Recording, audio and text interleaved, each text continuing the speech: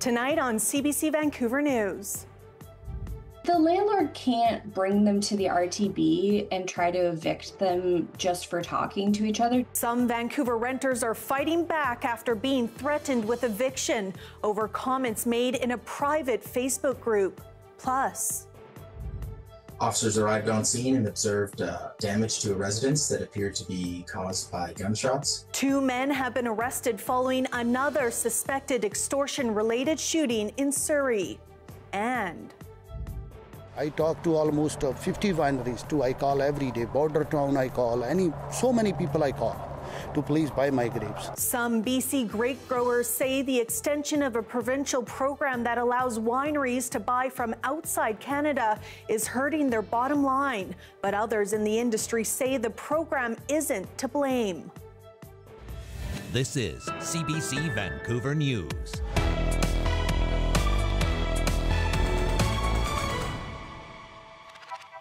Hello, I'm Janella Hamilton. Thanks for joining us. Residents of an East Vancouver apartment building were stunned to receive a letter last month from their landlord threatening eviction over their participation in a private tenant's Facebook group and accusing them of making libelous statements. Karen Larson has the story. A group of tenants were threatened by their landlord to be kicked out of their building for talking to each other on Facebook. The tenants live here at the Yarrow apartment on the corner of Kootenay and Hastings Streets in East Vancouver. Tenants describe feeling shaken after finding this letter taped to their doors. It went out to people belonging to a private Facebook group called the Yarrow Residential Hub. Tenants say the Facebook group is a place where people meet their neighbors, sell items, and talk about maintenance concerns. They also say RealStar Group, the Toronto-based company that bought the building in May, somehow gained access to the Facebook group and has been surveilling it. The RealStar letter accuses tenants of breaching their tenancy agreements and the Residential Tenancy Act for getting other tenants to make complaints. It also suggests some are spreading libelous statements about RealStar. So, can a landlord really kick people out for this? The landlord can't bring them to the RTB and try to evict them just for talking to each other, just for having this Facebook group. But the landlord has clearly stated that they're trying to antagonize these tenants, that they will seek to retaliate against these tenants just for talking to each other. So this could be the first step in a long line of retaliatory actions from the landlord. Javati told us there is nothing in BC law to stop tenants from talking together or acting collectively, but points out that tenant unions don't usually have the same rights as, say, a labor union. We also spoke to a lawyer with a tenant rights nonprofit who said landlords sometimes oppose collective efforts. I think oftentimes landlords get concerned when tenants in their buildings start to work together to collaboratively solve problems with the building. Sometimes that results in landlords trying to prevent that collaboration. RealStar said this in a statement: "Our goal is to foster respectful, open dialogue with residents, while also ensuring that our staff can work in a safe and respectful environment." The Yarrow tenants did not want to go on the record for this story. After hearing from CBC, RealStar sent us a second statement stating it had apologized to the tenants for the letter. Karen Larson, CBC News, Vancouver. Police say 2 men have been arrested following an overnight shooting in Surrey. As Surab Sandhu reports, police believe the shooting is linked to a string of extortion-related cases. Surrey Police Service says at approximately 2 a.m. Thursday morning, officers responded to reports of shots fired at this house near King George Boulevard and 56th Avenue. Police say several people were inside the house at the time of the shooting. No one was injured. Officers arrived on scene and observed damage to a residence that appeared to be caused by gunshots. Due to the quick response of officers and their quick thinking, they were able to locate a suspect vehicle with 2 suspects in the immediate area. Police believes the shooting to be extortion-related with potential linkages to other investigations. So far, no charges have been laid. The 2 men remain in custody and the investigation is ongoing. SPS is asking anybody with further information to please contact our non-emergency number. Surrey Police says its investigators are working with the BC Extortion Task Force, which will lead the investigation. The task force was created by the province last month to strengthen investigations into the extortion threats targeting families and businesses in the South Asian community. SPS says this was the 39th extortion-related shooting in the city this year. Saurabh Sandhu, CBC News, Surrey. Premier David Eby dropped a bit of a bombshell this week, saying he's not ruling out an early election if the NDP cannot pass a key bill on the North Coast transmission line. For more on this, we turn to our legislative reporter in Victoria, Katie DeRosa. Katie, what more are we learning and hearing today from the government and the opposition parties? Well, you know, everyone is right that it's only been 1 year since the last provincial election, but there's been speculation, behind the scenes that perhaps Premier David Eby would call a snap election, and yesterday was the first time that he didn't rule it out. He says he's willing to stake his government on the passage of Bill 31, which is the bill to fast-track the North Coast transmission line. He says that is needed to power critical mineral mines and LNG projects. But the thing is, you know, people are saying if this is political opportunism because the government actually can pass the bill with its one-seat majority. Here's Green Party leader Emily Lowen on that political calculus. I think it's a cheap trick. This threat is a bit of a farce. This government has a majority. There's no need to call an early election. So, you know, Emily Lowen and the BC Conservatives both calling foul on this reasoning. We didn't hear from the Premier again today, but we haven't heard that the government's walked back what it said about Bill 31. Now, Katie, former Premier John Horgan blamed the BC Greens for his decision to call a snap election in 2020. Do you believe Eby is trying to do the same here? Well, certainly the Premier said he can't count on the Greens for support of this bill. Emily Lowen said that this bill basically just provides more subsidies for fossil fuel companies. But as I said, the NDP do have the numbers to pass this bill. So it's not like the situation with John Horgan where they had a minority government. There's speculation from, for example, UBC political scientist Stuart Prest that perhaps the Premier is trying to capitalize on the discord within the BC Conservatives. And here's what Stuart Prest had to say. There is some perhaps a calculated risk in the idea that if the NDP were to face the polls, they would be facing a disorganized opposition.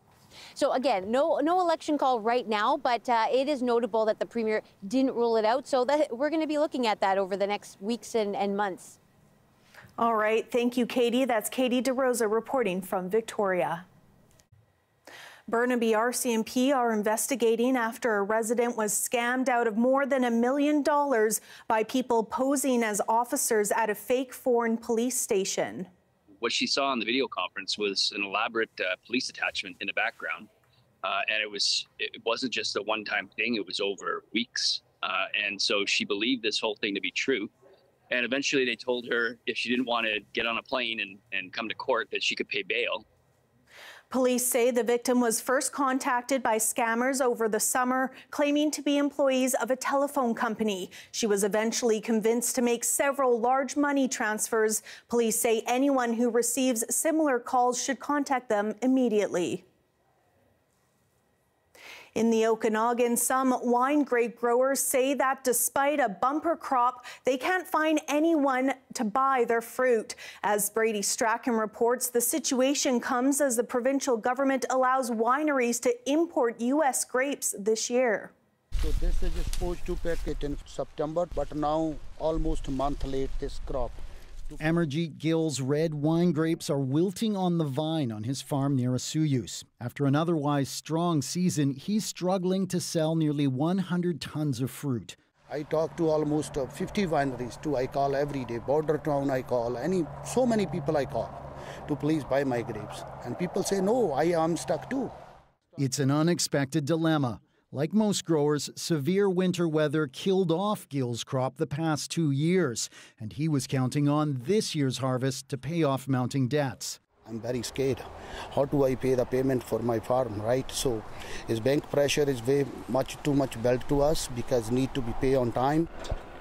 Some of our calves wrong. This year the weather's been really accommodating, so everything turned out great. Winery owner Jesse Gill says this situation shouldn't have happened. He's freeing up tank space to take in grapes from as many growers as he can, but it will soon fill up. He blames a BC government program that allows wineries to buy grapes from the U.S. and other regions. The program was introduced last year after a crop disaster, but Gill is questioning why it was extended again this year. I think promises were made, but I don't think any oversight was done. But whose responsibility is that? I would say that's the responsibility of the province. They're the ones that granted the exemption. Not everyone agrees. Wine Growers BC estimates there's still a 10,000-ton grape shortage this season. CEO Jeff Guinard says the import program isn't to blame. The government also put in a constraint in the program, so you couldn't grow your business as long as you're in it. You could only replace your losses. I feel like industry and government have done everything we can to encourage wineries to purchase BC grapes first. So this doesn't feel to me like an industry issue. This feels like an issue with those individual growers. So this is the grapes. It looks really great. Meanwhile, Amarjeet Gill says the pressure is growing day by day. Many days I'm not even sleeping very well because I'm scared. Every day I see my vineyard. What can I do? What can I do? Right, very tough situations are. BC Agriculture Minister Lana Popham declined an interview. In a statement, she said the wine industry advocated for an extension of the import program, but that it will not extend past this year. Brady Strachan, CBC News, Kelowna.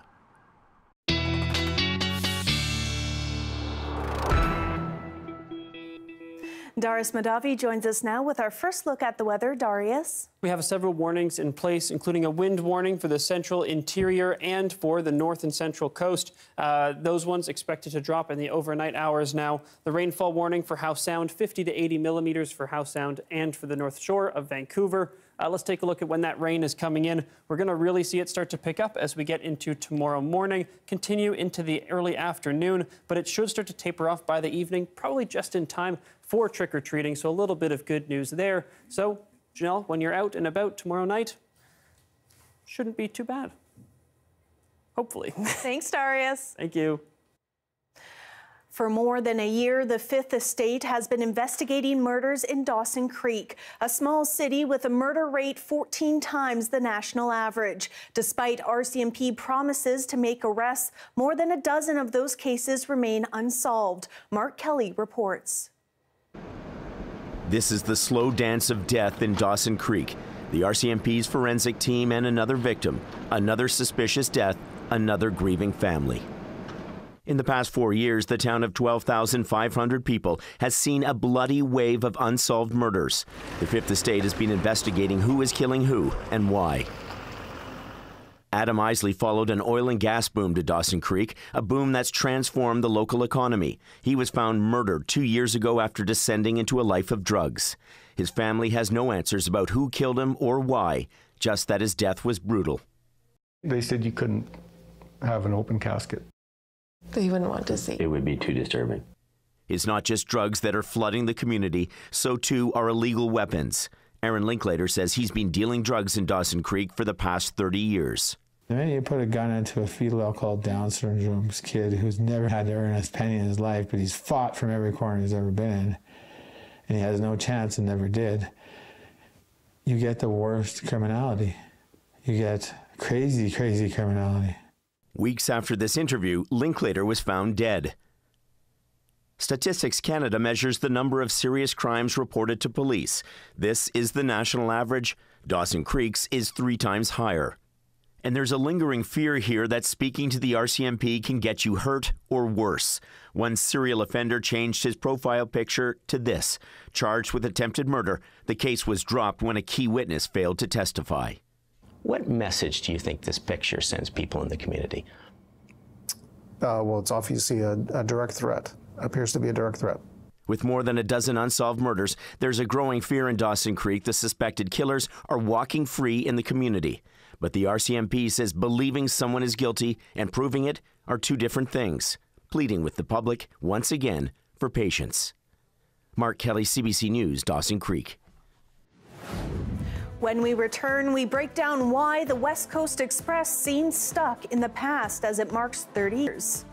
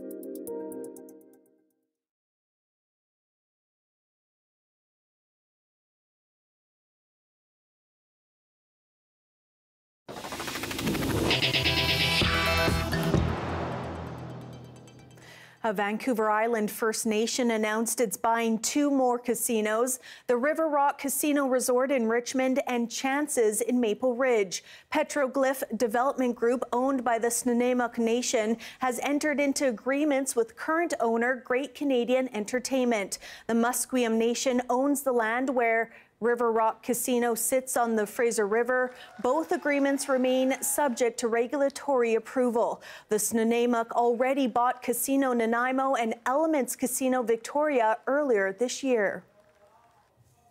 This weekend marks the 30th anniversary of the West Coast Express, Metro Vancouver's only regional train line. TransLink is celebrating this weekend, but could the future of the service be better? Justin McElroy looks into why it's so difficult to create new transit options in Southwest BC. The West Coast Express. It's Metro Vancouver's only regional train line. It's operated for 30 years, and this Saturday, it's going to do something novel: run on a weekend. It's a big deal for us. The West Coast Express is a really integral part of how people get around in this region. That is TransLink CEO Kevin Quinn talking about the train service that runs from suburban Metro Vancouver municipalities to downtown on weekday mornings and back east in the evening. And after 3 decades of operation, they think it's worth a special celebration. This is a great opportunity to really reflect and celebrate on the 30 years. Now, there are plenty of people that use the West Coast Express, but what do they do a good job at, and what do they do a bad job at? Here is a chart. When it comes to speed, safety, and overall service, the train is good. But the complaints are obvious. The train doesn't run on weekends, doesn't run on afternoons, and isn't particularly integrated into the rest of TransLink's system. There have been many campaigns over the years to expand West Coast Express access. The NDP actually promised it in their last election campaign. So why has it been so hard to expand this service? Well, there are 3 reasons, and the first is pretty straightforward. To be clear, TransLink doesn't own the railroad. CPKC has owned the line for decades and sells track space to TransLink so the train can operate. More trains would cost more money, but as Quinn notes, it would also reduce the efficiency of Vancouver's port. Something that we'd really have to look into, that CPKC would have to look into, is the build out of additional tracks if you want to start adding slots. That starts to impact freight train movement, and so that's got to be part of the discussion. Second, there's the question of demand. The West Coast Express focuses heavily on people commuting to downtown Vancouver and therefore has had the hardest time of TransLink services regaining pre-pandemic ridership. And third, TransLink has plenty of other areas where demand is booming, from buses south of the Fraser to the constant pushes for rapid transit to North Shore, UBC, and SFU. We also don't want to dig our operating deficit any deeper than it sits today. So we've got to be very careful and very choosy with what projects we want to pursue at this point. But still, it remains a fact that transit connections between Metro Vancouver and nearby municipalities is lacking compared to most major cities in wealthy countries. A source of frustration for the city immediately to Metro Vancouver's north. We have lots of people commuting both to the north and to the south of Squamish daily for work that could be handled, and I would argue better handled, more appropriately handled by the transit system. But while the province admits that its West Coast Express promise hasn't progressed much, they are bullish on expanded transit heading north. That's something that I would like to see happen. In fact, there's work underway in my ministry, working with the affected communities along the C2 Sky Highway corridor. Added up, and there are encouraging signs in the region for interregional transportation options. But it's a reminder that when it comes to these sorts of developments, the speed at which they happen is anything but express. Justin McElroy, CBC News, Vancouver. The Canadian Border Services Agency says it seized 4,300 liters of precursor chemicals in May at a container examination facility in Delta. The containers were from China headed for Calgary. CBSA officers found 3,600 liters of a drug which is used to make GHB, also known as the date rape drug, 500 liters of a fentanyl precursor, and 200 liters of chemicals found in cleaning solutions and nail polish. The view from up high on Apex Mountain, cold, crisp, and clear, with plenty of snow on the ground. More wet stuff is on the way. Darius has your Halloween forecast coming up.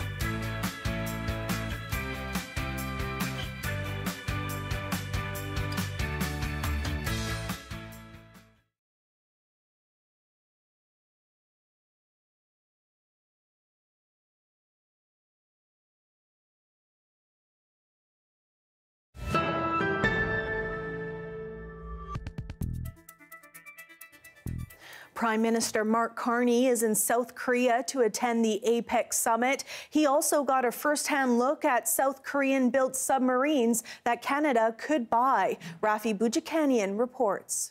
I'll be back in 60 days. Mark Carney with a close-up of the submarine South Korea wants his government to bet big on.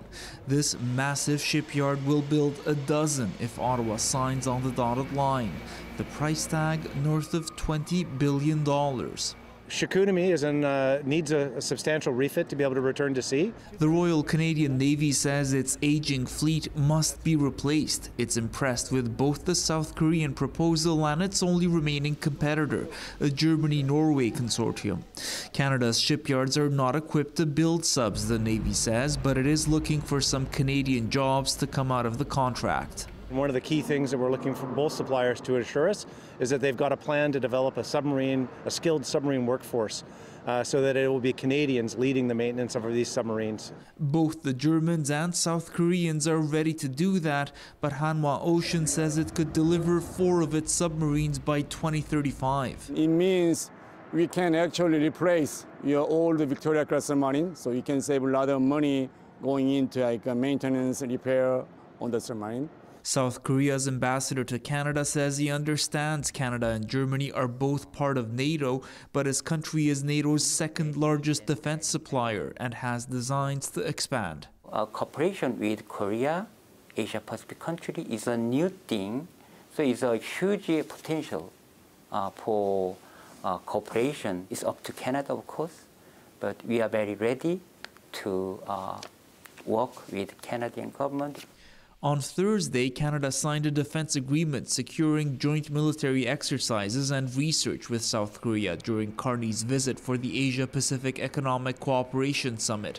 But it does not say anything about the submarines. The government's not set a deadline for its decision. I think there'll be a number of factors like industrial benefits for the country, the use of Canadian inputs, materials like steel. The timeliness of the delivery of a submarine, for example, will be important for us. On Friday, Carney could be facing more troubled waters. On the margins of the APEC summit, he has a one-on-one meeting with China's President Xi Jinping in order to reset Canada's rocky relationship with Asia's largest economy. Rafi Boudjikanian, CBC News, Koje. U.S. President Donald Trump ended his 5-day trip through Asia today on a high note. He managed to de-escalate his country's trade war with China by making a deal with President Xi Jinping on the sidelines of the APEC summit. Laura Westbrook has the details from South Korea. U.S. President Donald Trump describes his meeting with Chinese leader Xi Jinping as amazing. He said on a scale on 1 to 10, it was a 12. Meanwhile, China's president said that the two sides had reached an important consensus. Now, the U.S. says it will cut fentanyl-related tariffs from 20% to 10%, and that China's leader had agreed to take stronger action to stop the flow of the precursor chemicals used to make the deadly drug fentanyl. China, for its part, has also said that it will pause a new set of rare earth export controls for at least a year. The lowering of tariffs is a significant victory for Beijing. They had wanted to see those tariffs come down. For the U.S. side, China is resuming its purchases of American soybeans, and that will ease the pain of American farmers, who are a key support base of Donald Trump, providing him with a significant political win. Donald Trump will also travel to China next year, and he also said that China's leader will make a reciprocal visit to the United States. The meeting has definitely dialed down some of the tensions that we've seen in recent months, with each side retaliating and hitting each other with tit-for-tat tariffs, as well as other measures like export controls. However, analysts say that the long-term strategic competition between the world's two biggest superpowers remains. Laura Westbrook for CBC News in Gyeongju, South Korea. The UN Security Council held an emergency session today to discuss the civil war in Sudan. A conflict there has now lasted more than 2 years. On the weekend, a paramilitary group captured the city of El Fasher in an effort to take over the country. And there have been reports of mass killings. CBC's Chris Reyes has more. Some experts are calling this the greatest humanitarian crisis of the moment because of the scale and the brutality and the fact that across the board there is agreement that what's happening in Sudan is genocide. This is a civil war between the Sudanese army and Sudan's paramilitary group, the RSF, that's been ongoing since 2023. Sudan has a population of about 50 million people, and humanitarians are now saying that half of that population faces acute famine. This week marked a turning point that experts are saying has pushed this conflict to a horrifying level following the fall of Al Fasher to the RSF. This is the capital of North Darfur and the base for the Sudanese army, in a city that's already been under siege for the last 18 months, where starvation and endless bombardment was happening. Right now, tens of thousands are trapped there. At the Security Council, the UN's chief humanitarian, Tom Fletcher, pleaded for member countries to step in. Mr. President, the Sudan crisis is at its core a failure of protection and our responsibility to uphold international law. Sexual violence against women and girls is systematic. Deadly attacks against humanitarian workers are normalized. Atrocities are committed with unashamed expectation of impunity. Even more alarm bells today from UN experts behind a fact-finding report on what's happening in Sudan. They presented their findings to the General Assembly, and in it details what they called a devastating pattern of atrocities by both warring parties. The report also talks about impunity being the real issue that keeps the war going, with both sides able to do what they want, with no one holding them accountable. From one of the experts behind the report, heartbreaking stories of what they gathered firsthand. The brutality is horrendous atrocities that have been committed. And in one case, he said, they had to use like a house to pack all their relatives' dead bodies. And they were over 30 they have to put together and run away in the communities. So they haven't even been able to bury their loved ones. The message from humanitarians is for the world to pay attention, to heed the call for aid, and not to abandon the Sudanese people. Chris Reyes, CBC News, New York.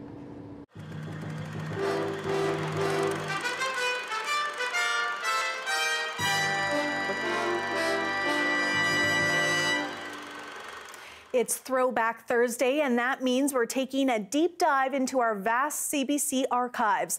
40 years ago marked the advent of the wholesale club model into the Canadian market. Costco opened its first Canadian location on October 30th, 1985, right here in Burnaby. Take a look. Officially, Costco is a wholesale outlet, a low-service, low-overhead warehouse-type store. You buy cases of what you want for cash, no credit cards, not a frill in sight. It's supposed to be a place where small retailers can come to take advantage of a big organization's buying power, all for the cost of a membership. I can save money, I can save costs. In today's market, you've got to save costs. Take it over there, don't bring it back to me. But Costco also sells memberships to any consumer who falls into the right categories. And the categories are so loose, they include just about everybody.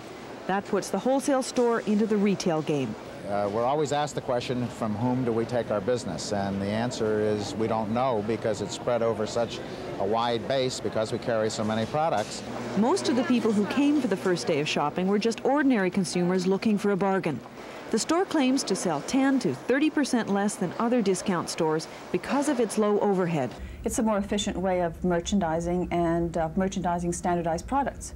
So you're going to find that they're going to cut into a competition of the big chain stores and the big movers of goods. In the United States, the so-called wholesale clubs have cut substantially into retail businesses. A major concern is that could also happen in Canada. Now, if they're going to sell below cost, more power to them. I'll discontinue the items, as will most of the retailers in the city, because then it becomes predatory pricing, and let them have it. The store in Greater Vancouver is the first in Canada. But in 2 weeks, another will open in Edmonton. A competitor is planning similar stores in eastern Canada. The new stores might take a lesson from the opening day here in British Columbia. An overflow parking problem made it a field day for the RCMP. What some people saved inside the store, they spent outside on parking tickets. Karen Webb, CBC News, Vancouver. Now, 4 decades later, with 113 locations across Canada, how has the corporation maintained its cult status? We're joined by Lily Lin. She's a marketing associate professor at Simon Fraser University. Lily, thanks so much for being with us. Let's talk a little bit about the consumer behaviors or trends that Costco has really tapped into and that you believe has contributed to its cult-like status. Well, thank you so much for having me. I'm happy to talk about Costco and how they have been able to be so effective over the years. And I think one of the main things for them is they've been able to maintain loyalty amongst the members. And by offering good value for the products, they offer a lot of loyalty rewards for their executive members, especially. And yeah, so they've been able to kind of maintain that loyal base and also attract new customers at the same time. Now, you mentioned the loyalty and the membership aspect of this. What is it about that loyalty membership card that, you know, influences or changes buying habits? Yeah, that's an interesting question. I think there's research from behavioral economics, actually, that there's a concept called a status quo bias, which says that when we're creatures of habit. So if we're used to something, having something, it's really hard to give it up. So if you are a member of Costco for a long time and you're just used to having that privilege, so it's hard for people to give up the membership, give up their privilege. And so even if they're raising membership fees, people are likely to keep their membership over the long run. Now, we know Costco is a store where consumers can buy bulk items, but it also seems to be now where consumers can buy appliances, electronics, furniture, clothing. How has Costco been able to diversify like this? Yeah, I think for them, a big thing is just maintaining that brand trust between their customers and themselves. So if you do have a trust in the brand, you're not going to just buy that one item from them. And just so some of the policies, like having really good return policies, that's one way to keep the customers happy. So if you're there already to buy something else, say for your household, and you see other items, you're more likely just to add on to that cart because you do have that brand trust with the company. All right. Thank you, Lily. Lily Lin is a marketing associate professor at Simon Fraser University. Thank you. After pummeling Jamaica, Hurricane Melissa is heading north towards Newfoundland. The latest on where it goes now and the recovery effort it leaves behind. Next.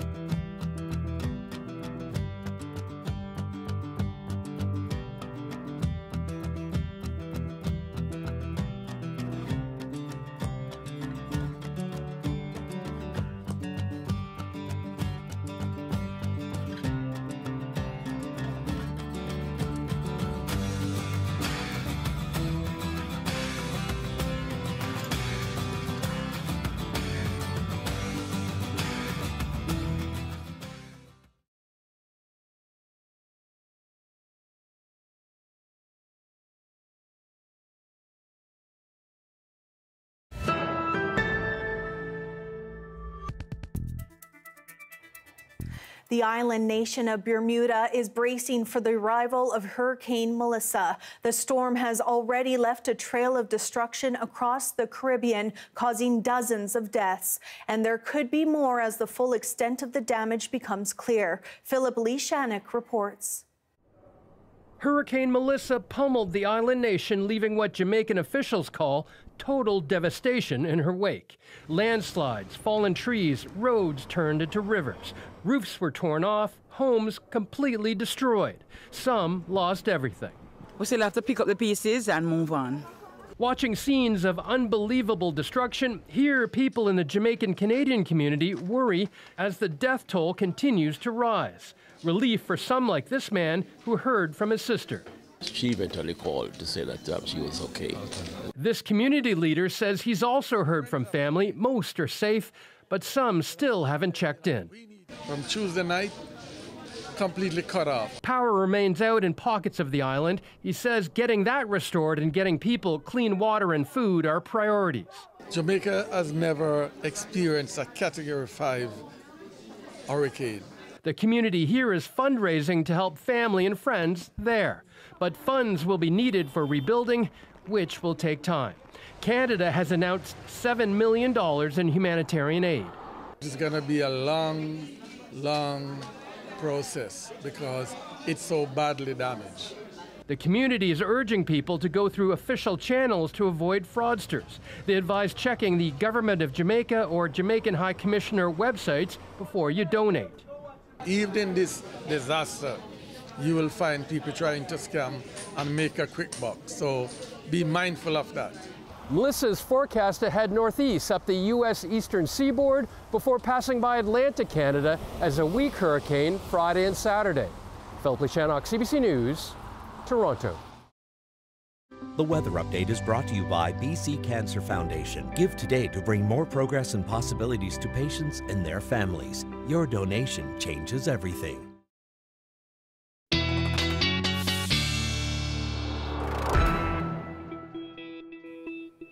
Darius Madavi is back with another look at the weather. And Darius, you're going to tell us how Hurricane Melissa can actually have an impact here in Canada. That's right. Eastern Canada is looking at a pretty wet and windy Halloween, just like we are here. In fact, some provinces have actually rescheduled Halloween to November 1st because of this storm. This is all the water, the moisture that's captured in that storm heading up north. You can see it passing by Bermuda there. As it heads up north, this low pressure system that's over eastern Canada, central Canada right now, drawing in that moisture, drawing the storm in closer. And so all this moisture is going to really just be moving over New Brunswick, Nova Scotia, and then up towards Newfoundland. Now, as it does that, lots of rain being dropped, some places seeing up to 80 millimeters of rainfall. So pretty wet Halloween, to say the least, and it's arriving right for Nova Scotia during the prime trick-or-treating hours. Now, let's turn our attention over here because we also have a pretty wet Halloween coming up. If anything, in some places, even more wet, although lucky for us, most of that rain is not coming right during trick-or-treating time, at least in southwestern BC. Here's that heavy rain. We went through this earlier, but I had to rush through it a little bit, so I just wanted to highlight again. By the time we get into Friday at noon, that storm has already started to move past for the west coast of the island, and by trick-or-treating time, many places will be just seeing some light showers or maybe even be dried out entirely, which is why we have the happy dancing mummy celebrating the fact that, in fact, Halloween might not be so wet, or trick-or-treaters might not get so wet after all. So mummy costume, wrapped in toilet paper, maybe actually viable again. Now, let's look at broader scale. Again, low pressure system steering all that moisture down to southwestern BC and north coast, central coast also being impacted by that rain, perhaps not as heavily because they are seeing it spread out a little bit more, but that also means that there it may linger into the later hours. I also wanted to highlight for the southern interior, as we get into tomorrow trick-or-treating time, some places may start to experience a few light showers, but it shouldn't be anything crazy and it should fizzle out pretty quick. Now, rainfall totals are expected to be high in many areas. I don't have a wind graphic in here, but strong winds should also continue into the overnight hours, but then should taper off. Here's our rainfall totals through Saturday, including today, but we've been dry across the province today, so that doesn't really count. Here's our rain for tomorrow, heavy on the coast, especially in the early hours, and 5-day forecast, Janella. A little bit of sunshine possible this weekend, but still wet. Thanks, Darius. Thank you. From 18-inning marathon games to strikeout spectaculars, we touch base with our CBC Vancouver photographer on what it takes to capture the big game. That's next.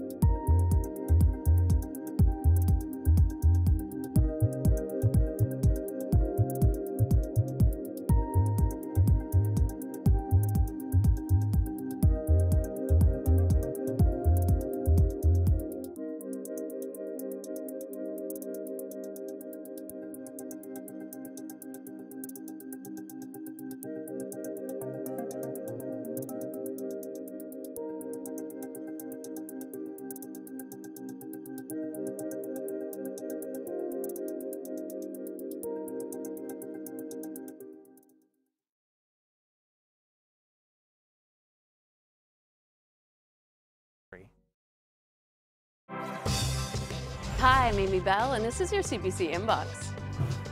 Celebrate Chinese language, identity, and creativity at the Jade Music Festival from November 5th to 8th.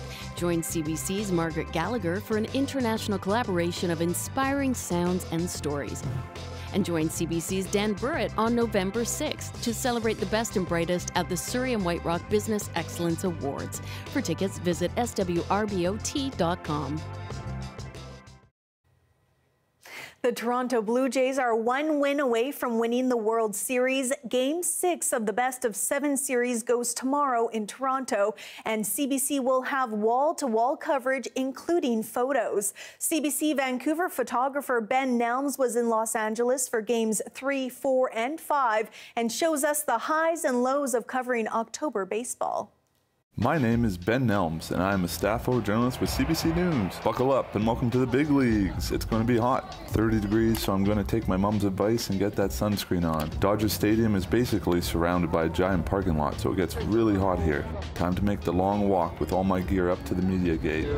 Okay, found the press room deep in the stadium. They post all the photographers' positions on the wall before the game, so let's see what we get. There's an enormous amount of media and photographers here. The World Series is a big deal to a lot of people. Okay, looks like we got the outer left center position. Good thing I brought long glass. That's a term we use to describe a big telephoto lens for stuff like this. Luckily, my position is next to snacks and drinks, so I'm definitely going to make sure I load up on that. It gets very cramped in the pit. There's about 6 of us on a small riser cramped together. I always bring my little stool. I call her Little Greenie, but unfortunately, she is too low, so I had to improvise and sit on my camera case. Okay, we're pretty far, but what we're looking for is a clean angle of the batter. That's really it. Umpires will no doubt get in the way, but there's really nothing you can do about that. I'm remote filing today, so my camera is plugged into an Ethernet cable, and I send the pictures directly back to our small but mighty photo desk for them to edit and publish onto our platforms within minutes. This stadium is loud, and the vibrations shake the riser we are on, so I rest my monopod on my foot to temper the vibrations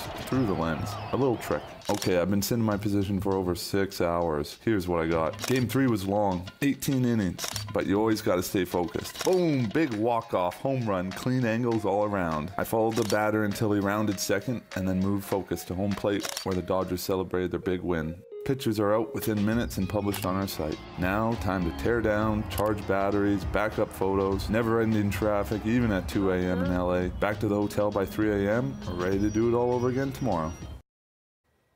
Of course, the Blue Jays won Game 5 of the World Series on Wednesday, 6-1 against the LA Dodgers, and they did it thanks in large part to pitcher Trey Yesavage.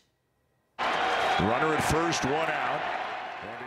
Yesavage set a record for strikeouts by a rookie with 12, and the 22-year-old has a local connection. He pitched a few games in May for the Vancouver Canadians, the High A affiliate for the Blue Jays. And he's not the only graduate of the Canadians. There's Davis Schneider, Addison Barger, and Mason Fluharty. For more on Yesavage and the other Vancouver Canadian alumni, we're joined by Tyler Zickel, Manager of Broadcasting and Media Relations with the Canadians. Tyler, I hear you were in Los Angeles covering the games. How was it? Oh, it was terrific, Janella, and thank you so much for having me. It is always a treat to talk Canadians and Blue Jays baseball, but that treat is made ever sweeter by the fact that the Blue Jays are 1 win away from the first World Championship for Toronto and for Canada in baseball since 1993. And I'll tell you what, I was there for the 18-inning marathon on Monday night. I celebrated my 35th birthday with that thrilling win on Tuesday, and then a big-time performance from a guy who pitched at the Nat on Ontario Street in Vancouver on May 31st of this year. The young phenom, 22-year-old stud, Trey Yesavage, a fabulous 3 days. And even with that first loss, the Blue Jays punched back. The Dodgers really couldn't figure out any of the pitching. Shane Bieber on Tuesday, and of course, Yesavage just setting records like it's his job last night in Chavez Ravine. And certainly a big-time momentum swing from a big-time player who has now finally emerged, really not just on a game stage for baseball, but an international sporting stage last night. Yeah, now you mentioned a little bit about Yesavage history here in Vancouver, and I believe the Canadians are well represented on the Major League team. What can you say about, that history, that link or connection with the Vancouver Canadians and this Major League team? Yeah, we are great supporters of the Toronto Blue Jays, not just because we are representing both coasts of Canada. We're holding it down on the west, they're holding it down out east, but we've been partnered with them since 2011, previously as a rookie level affiliate, which was the first rung on the minor league ladder after minor league baseball and Major League Baseball worked in concert to constrict the minors and eliminate some teams and change the different affiliations. The Canadians got bumped up to High A. That was starting in 2021, and since 2021, Canadians have been just 3 steps away from the major leagues. And traditionally, it'll take another year or 2 at the earliest after they play with us in Vancouver to get to the majors. But Trey Yesavage, very much a one-of-one type player. We've been calling him a unicorn, much like Shohei Ohtani is called a unicorn for his ability to pitch and hit so well. But for Trey Yesavage, we may never see another ascent through the minors with such a quick rise like Trey did. And so just being able to soak it all up and be a small part of his journey at the Nat, really a feather in our cap and something we take great pride in. Everyone is going to be locked in from wherever they may be. I make my off-season home down in Portland, Oregon, where I'm joining you from right now. So my family and I will be locked in for every pitch. The Rogers Center will be rocking. I heard that Scotiabank Arena has already been sold out as well for a watch party adjacent to what's going to be happening with the game itself at the Rogers Center. And really looking forward to being able to try and win it all tomorrow and celebrate a very special Halloween across the country. And if one thing leads to another and they have to play Game 7 on Saturday, as much as you would hate to see it all come down to one game, you also love the thrill and drama and a little bit of stress that is sport and playoff sports specifically. Very exciting. Thanks, Tyler. Tyler Zickel is the manager of broadcasting and media relations with the Vancouver Canadians. Thanks so much for your time. My pleasure. Go Blue Jays. Thank you for being with us tonight on CBC Vancouver News. You can watch this newscast on our free CBC Gem app, as well as on YouTube and on our website at cbc.ca/BC. I'll have your next local news after the national. Have a great night.